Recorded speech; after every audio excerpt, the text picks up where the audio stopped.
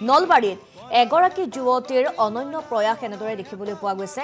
নাৱৰ আকৃতিত ভেলাঘৰ নিৰ্মাণ কৰিছে যুৱতীগৰাকীয়ে আৰু নলবাৰীৰ পৰা আমাক এই সন্দৰ্ভত এক প্ৰতিবেদন যুগুত কৰি পঠিয়াইছে আমাৰ সতীৰ্থ চন্দন শৰ্মাই। সেই প্ৰতিবেদন আগবঢ়াইছো। সমাগত ভোগালী বিহু আৰু ভোগালী বিহুৰ পাতখনত দেখিবলৈ পোৱা গৈছে ৰাজ্যত এক উখল মাখল পৰিৱেশ আৰু ইয়াৰ সমান্তৰালভাৱে যি কোনোৱে ভেলাঘৰ বনোৱাত ব্যস্ত আৰু আন কোনোৱে যদি মেজি বনোৱাত ব্যস্ত দেখিবলৈ পোৱা গৈছে। যিহেতু ভোগালী বিহুৰ পাতখনত এনেধৰণে আমি এক ব্যতিক্ৰমী প্ৰয়াস এগৰাকী যুৱতীৰ আমি ব্যতিক্ৰমী প্ৰয়াস দেখিছোঁ আৰু এয়া হৈছে যি ভোগালী বিহুৰ পাতখনত এনেধৰণে যি বৰমুৰিকণাৰ এগৰাকী হৰ্ষিতা শৰ্মা নামৰ যি যুৱতী, এই যুৱতীগৰাকীয়ে যি তেওঁ এখন ভেলাঘৰৰ আৰ্হিত এখন তেওঁ নাও বনোৱা দেখিবলৈ পোৱা গৈছে। এই মুহূৰ্তত হৰ্ষিতা আমাৰ লগত আছে। হৰ্ষিতাৰ সৈতে কিছু কথা পাতিম। হৰ্ষিতা, কি ক'বা, কেতিয়া তুমি এই নাওখন বনালা? মই পুৰণি বছৰতে বনাইছোঁ, 2025তে। 15 দিনৰ বেছি হ'ল মোৰ বনোৱা। কিমান দিন লাগিছে এইটো বনোৱা? মই মানে ঘৰৰ কামৰ মাজত কৰিছোঁ কাৰণে 5 দিন লাগিছে। কিন্তু তুমি এখন নাও যেতিয়া তুমি ছবি আঁকিব দিছিলে, তুমি নাওখনৰ ছবি আঁকিব নোৱাৰিছিলা, কিন্তু এতিয়া তুমি সুন্দৰভাৱে এখন নাও সাজিছা। খেৰেৰে বা বাঁহেৰে তুমি এখন নাও প্ৰস্তুত কৰিছা, যি নাও আৰ্হিত এখন ভেলাঘৰ বনাইছা। সৰুৰ পৰাই বহুত ইচ্ছা আছিল, কিন্তু নাওখন মই ছবিত মানে কৰিব নোৱাৰিলোঁ আৰু ছবিত খুবেই কম নম্বৰ পাইছিলোঁ। মই 50ৰ ভিতৰত মানে 21 পাইছিলোঁ মই। সেইকাৰণে চবে বেয়াও পাইছিল, কিন্তু এতিয়া মই ছবিও ধুনীয়াকৈ আঁকি মই বহীত থৈ দিছোঁ। স্কুলত থকা অৱস্থাত পৰা নাছিলোঁ আৰু এই নাওখনৰ হেৰিটো এতিয়া আজি মই বাস্তৱ কৰিলোঁ আৰু।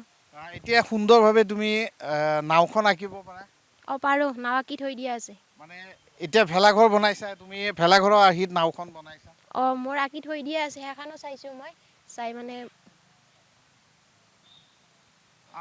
এয়াই আছিলে যি হৰ্ষিতা শৰ্মা দেখুৱাইছোঁ, যি ব্যতিক্ৰমী যি তেওঁৰ প্ৰয়াস। এনেধৰণে ভেলাঘৰৰ আৰ্হিত এখন নাও তেওঁ প্ৰস্তুত কৰিছে আৰু সাজি উলিয়াইছে। আৰু এই মুহূৰ্তত হৰ্ষিতাৰ যি নাওখন চাবলৈ নলবাৰীৰ এগৰাকী বিশেষ ব্যক্তি আহি উপস্থিত হৈছে।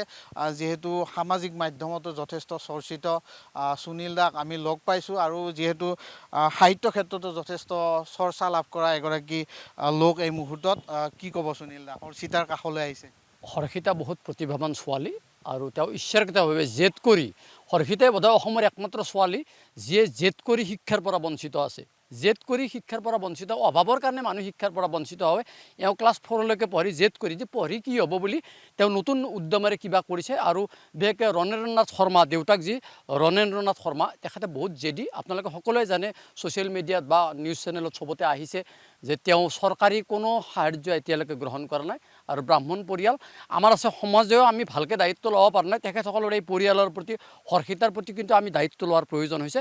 গতিকে মই আপোনালোকৰ চেনেলেৰে আশা কৰিম অসমৰ মানুহক, যিসকলে প্ৰকৃতাৰ্থত সমাজ সেৱা কৰে, তেওঁলোকে হৰ্ষিতা আৰু দেউতাক ৰণেন্দ্ৰ নাথ শৰ্মাক অকণমান অনুকম্পা নহয়, অকণমান সহানুভূতি নহয়, অকণমান দায়িত্ববোধ যেন পালন কৰে।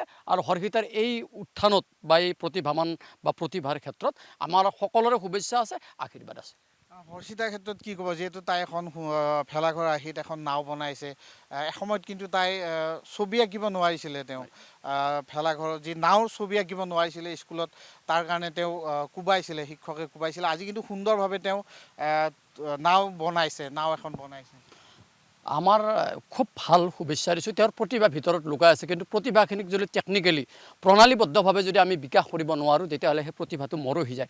গতিকে মই অসম চৰকাৰলৈ অনুৰোধ জনাম, তেওঁ যিহেতুকে সাহাৰ্য নলয়, কিন্তু এটা বস্তু তেওঁ ল'ব, যিটো দক্ষতা বিকাশ কেন্দ্ৰ যিটো আছে বা দক্ষতা বিকাশ যিটো ডিপাৰ্টমেণ্ট আছে, সেই ডিপাৰ্টমেণ্টৰ কোনোবা এক্সপাৰ্টে আহি তেওঁক এইখিনিত মানে কাৰুকলাই হওক বা অন্যান্য ক্ষেত্ৰতে যদি তেওঁক অকণমান গাইড কৰিব পাৰে, তেওঁ নতুন কিবা কৰাৰ বিৰাট সম্ভাৱনা আছে। মই সেইটোৱে অনুৰোধ জনাম।